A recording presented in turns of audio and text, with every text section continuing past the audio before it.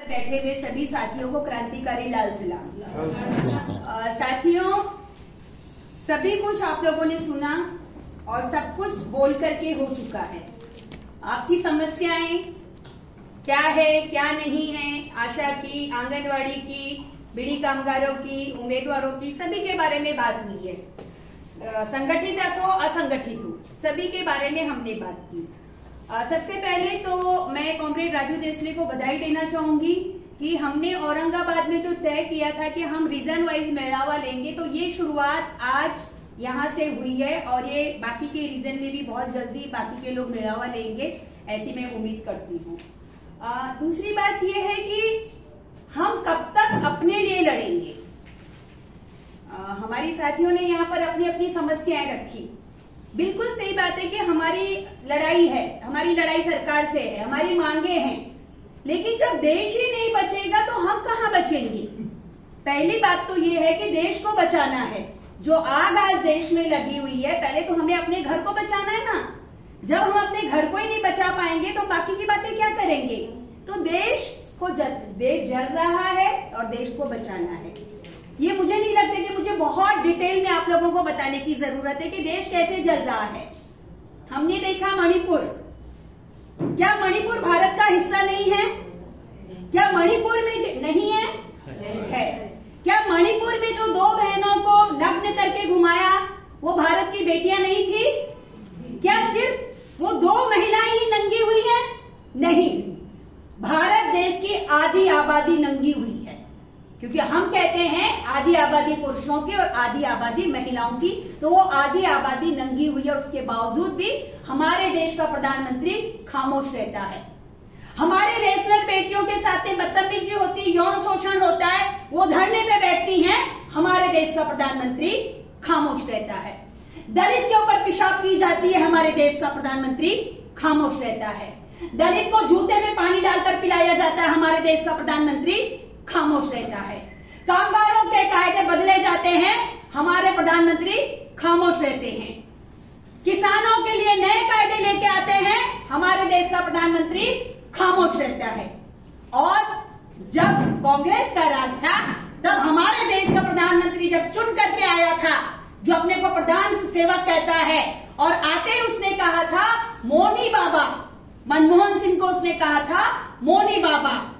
मनमोहन सिंह ने कितनी press conference की और हमारे देश के प्रधानमंत्री ने कितनी प्रेस कॉन्फ्रेंस की, ये हमको पता होना चाहिए।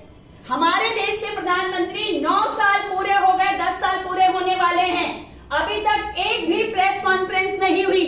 सिर्फ जब जस्टिस चूड़ सिंह ने कहा कि अगर आप मणिपुर के बारे में कोई राय नहीं देते हैं, अगर आप मणिपुर के बारे में कोई निर्णय नहीं लेते हैं, तो हम बीच में आएंगे, तब पार्लियामेंट में वो सिर्फ 36 सेकेंड, मिनट भी नहीं, 36 सेकेंड मणिपुर के बारे में बोलते हैं।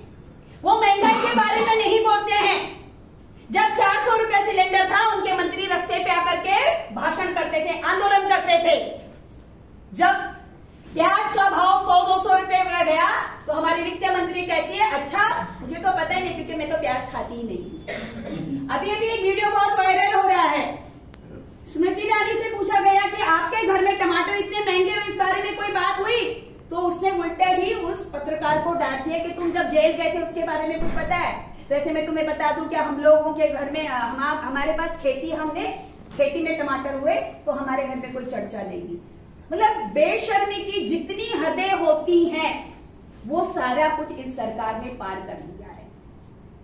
मुझे अफसोस होता है, मुझे नहीं पता मुझे बात यहाँ कहनी चाहिए कि नहीं कहनी चाहिए, लेकिन मैं फिर भी अपना दुख आपसे सामने रख रही हूँ कि बाबा साहेब अम्बेडकर की जब कुछ जिलों में, कुछ राज्यों में प्रतिभा तोड़ी गई थी, मूर्ति तोड़ी गई थी, तो हमने आंदोलन किया था, हम रास्ते पे आए थे।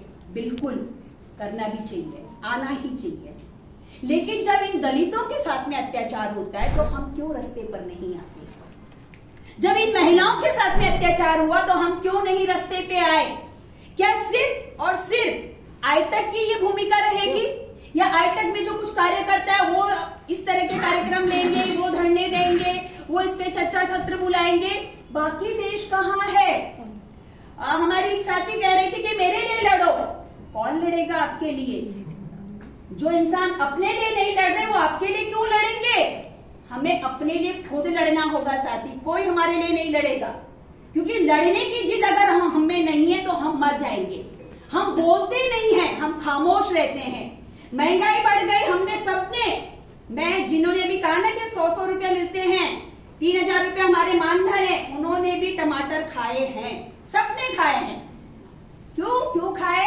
अरे महंगाई बढ़ गई तो क्या करे, कब तक करे? हाँ, जहां 2 टमाटर डालते थे वहां भी आधा टमाटर डालते, लेकिन डाला। हमने आवाज उठाई? नहीं उठाई। हमारे बच्चे स्कूल पढ़ रहे हैं, हमारे बच्चों की पेंसिल, रबर, बुक्स, हर चीज में हम जीएसटी देते हैं। हम आवाज उठाते हैं? नहीं उठाते हैं। हमारे बच्चे अगर सरकारी स्कूल में हैं, सरकारी स्कूल बंद हो रहे हैं, हम आवाज उठा रहे? नहीं उठाते हैं। हम यूनियन में आकर के कहते हैं यूनियन ने कुछ नहीं किया, लेकिन जिस सरकार को हम चुनकर लाते हैं हम उसके खिलाफ नहीं बोलते हैं। हम डरते हैं, किस बात से डरते हैं?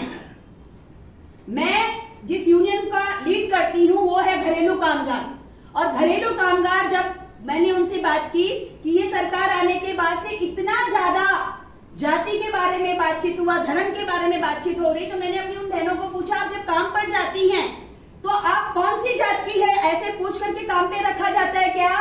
तो उन्होंने कहा नहीं। हमको पूछा जाता है इससे पहले कहाँ काम करती थी, हमको पूछा जाता है वहां कितनी पगार मिलती थी, हमको पूछा जाता है टाइम पे काम पे आएगी ना, हमको पूछा जाता है ज्यादा छुट्टी तो नहीं करेगी ना। हमको धर्म पूछ करके काम पे नहीं रखा जाता है, लेकिन आज हमको धर्म के नाम पर लड़ाया जा रहा है। कल ही का वीडियो, वो एक मुस्लिम बच्चे को हिंदू बच्चे से टीचर मार रही है। अपने आप चेयर पे बैठी उस बच्चे ने कुछ गलती की, क्लास में जितने हिंदू बच्चे उनको कह रहे वो उस बच्चे को खड़े होकर के सब थप्पड़ मारो। जब वो वीडियो वायरल हुआ और शिक्षिका से पूछा गया तो उसने कहा मैं तो व्हील चेयर पे बैठी थी, नहीं उठ सकती थी, इसलिए मैंने बच्चे को कहा। कितने बच्चों को कहा तुमने मारने के लिए? और सिर्फ हिंदू बच्चों को ही क्यों कहा तुमने उस मुस्लिम बच्चे को मारने के लिए? कौन सी राजनीति कर रहे हैं? हमारे संविधान ने नहीं सिखाया। हम बाबा साहब की बात करते हैं, हम संविधान बचाने की बात क्यों नहीं करते हैं? जब संविधान ही नहीं रहेगा तो बाबा साहब रहेंगे? नहीं रहेंगे। आज संविधान है, हम बाबा साहब को याद करते हैं, हमको मान है हमें कि हमें बाबा साहब ने संविधान दिया है, लेकिन बाबा साहब का दिया हुआ संविधान आज खतरे में है। हम उसके लिए कुछ नहीं बोलते। हम सिर्फ और सिर्फ रात की रोटी के बारे में सोचते हैं, दूसरे दिन सुबह क्या पकेगा उसके बारे में सोचते हैं। हम देश के बारे में नहीं सोचते, और ये खतरा है। हम अगर बोलेंगे नहीं, तो किसी ने बहुत सही कहा है कि अगर अब खामोश रहे तो आने वाली नस्लें गूंगी पैदा होंगी। तो बोलना सीखिए, अपने लिए बोलना सीखिए। जब तक आप अपने लिए नहीं बोलेंगे, आप बीमार हैं, आप डॉक्टर के पास नहीं जाएंगे, आप दवाई नहीं लेंगे, तो कौन जाएगा आपके लिए? आप संगठना में आइए, संगठना आपका साथ देगी। लेकिन संगठना आज उल्टा हो रहा है। आज जैसे कॉमरेड ने कहा कि वो लोग कहाँ है जिनके लिए मैंने संघर्ष किया था, जिनके लिए मैंने पीएफ दिया, जिनको मैंने पेंशन ला करके दिए, सबको दिए, वो लोग कहाँ है? ठीक है, वो लोग चले गए, लेकिन आज जो लोग हैं वो भी तो साथ में नहीं है। हम कह रहे हैं कि हमारे महाराष्ट्र में करीब करीब 22-23 लाख हमारी मेंबरशिप थी 2024 की।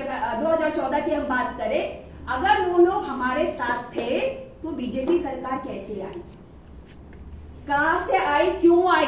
इसका मतलब आंदोलन में हम लाल झंडे के साथ में हैं, लेकिन जब हम अपनी बस्तियों में जाते हैं तो हम लाल झंडे के साथ में नहीं हैं। हम उनके साथ में हैं जो आज हमें लूट रहे हैं, हम उनके साथ में हैं जिनका रोना हम यहाँ पर बैठ करके रो रहे हैं। और अगर यही हालात रहे 2024 में, अगर वो आते हैं तो ये हमारा अंत होगा। जिसने भी कहा ना कि घंटे पे नौकरी मिलेगी, पता नहीं नौकरी मिलेगी कि नहीं मिलेगी। जब उनसे कहा कि आपने रोजगार की बात की थी, उन्होंने कहा पकोड़े तलिए। बिल्कुल, पकोड़े तलना रोजगार है ना। आज मुंबई में लाखों लोग, करोड़ों लोग वड़ा पाव बना करके लखपति बन गए, तो उसके लिए अपने बच्चे को स्कूल क्यों भेजूं? उसमें पैसे खर्चा क्यों करूं? मुझे उसको आगे जाकर के अगर पकोड़े तलवाने हैं तो मैं वो पैसे बैंक में रखूंगी और आज ही से अपने बच्चों को पकोड़ा तलना सिखा दूंगी ना। एजुकेशन की जरूरत क्या है, ये सोचने की जरूरत है। अब हमारे सामने 2024, उसके पहले ये कुछ भी कर सकते हैं। ये जो राम मंदिर बन रहा है ना, ये उस पर बम भी डाल सकते हैं, बोलेंगे मुसलमानों ने किया है।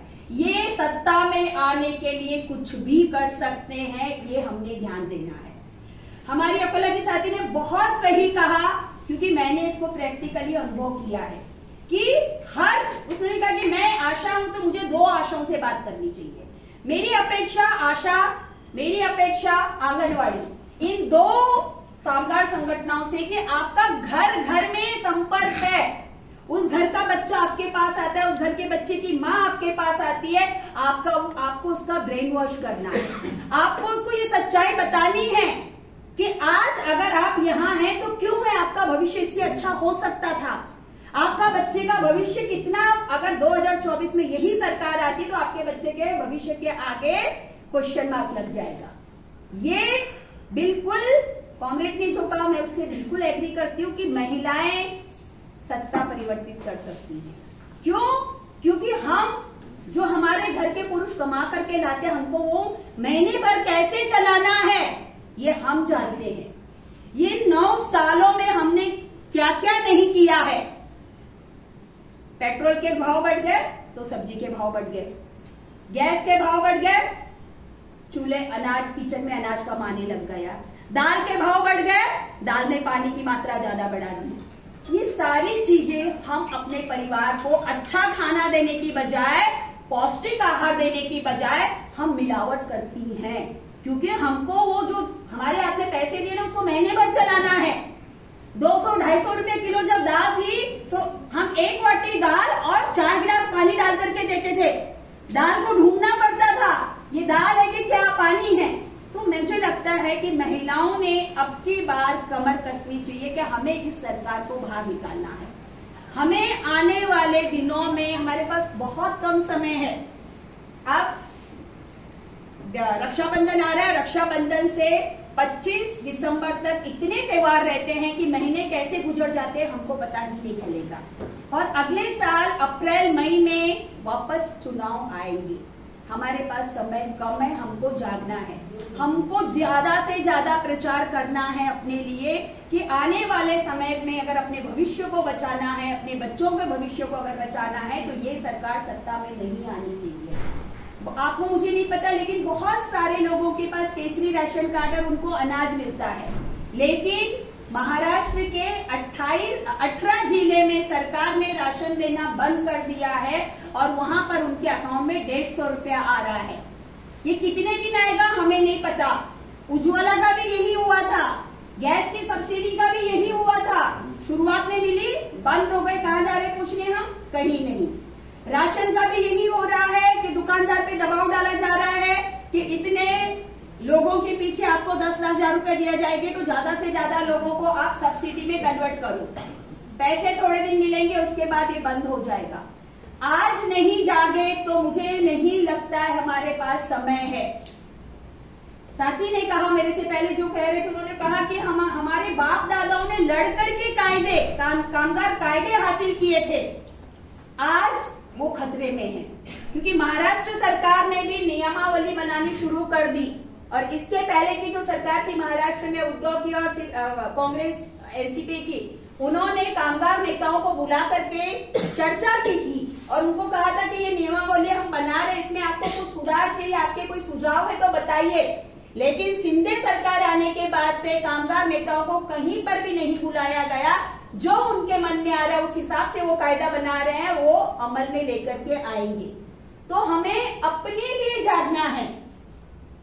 ये जन जागरण की जो मुहिम है ये यही है कि बीजेपी सरकार की पोल खोलो कि 2014 से लेकर के 2023 तक उन्होंने क्या क्या किया, तो हम बताते हैं। उन्होंने क्या किया कि जितनी सरकारी प्रॉपर्टी थी, पब्लिक की जो थी, वो सारी उसने बेच दी। अगर वो ये कहते हैं कि हमने बीएचएल इसलिए बेच दिया क्योंकि वो घाटे में चल रहा था, अगर वो घाटे में कोई कंपनी चल रही है तो एक रईस ज्यादा उसको क्यों खरीदेगा, उद्योगपति उसको क्यों खरीदेगा? जो चीज घाटे में चल रही है उसको कोई खरीदेगा? नहीं खरीदेगा। तो अगर वो घाटे में चल रही थी तो उस उद्योगपति ने उसको क्यों खरीदा, और अगर उद्योगपति ने उसको खरीदा तो सरकार ने उसको क्यों बेचा? ये हमको सोचने की जरूरत है। बैंक, जो हम कहते थे हमारा बैंक, सरकारी बैंक, कल को अगर पैसे डूब भी गए तो सरकार है, हम सरकार से लड़ करके अपना पैसा लेंगे, उसका प्राइवेटीकरण, हम खामोश। LIC, सरकार ने अपने शेयर बेच दिए, हम खामोश। BSNL, आप लोगों के पास है कि नहीं है, लेकिन मेरे पास BSNL का कार्ड है, बहुत तकलीफ होती है उसमें। बहुत सारे लोग कहते हैं फोन नहीं लगता है, क्यों?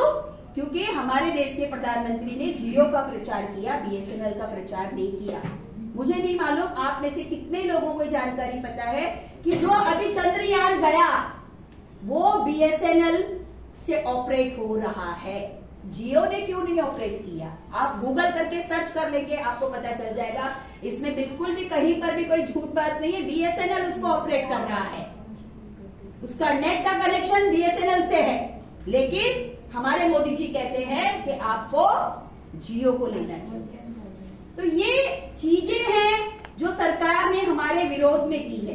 जो सस्ता अनाज था, जो मोदी सरकार के पहले शुरू हो गया था 2 रुपए किलो का अनाज, उसको बंद किया जा रहा है, उसकी जगह पे सब्सिडी दी जा रही है।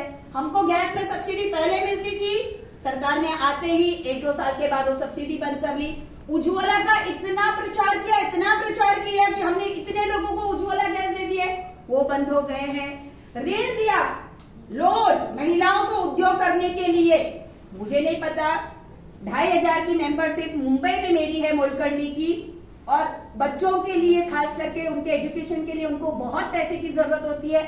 हर बैंक में जाती है लोन लेने के लिए, घर बनाने के लिए, फेरी लगाने के लिए, कहीं कोई लोन नहीं मिला।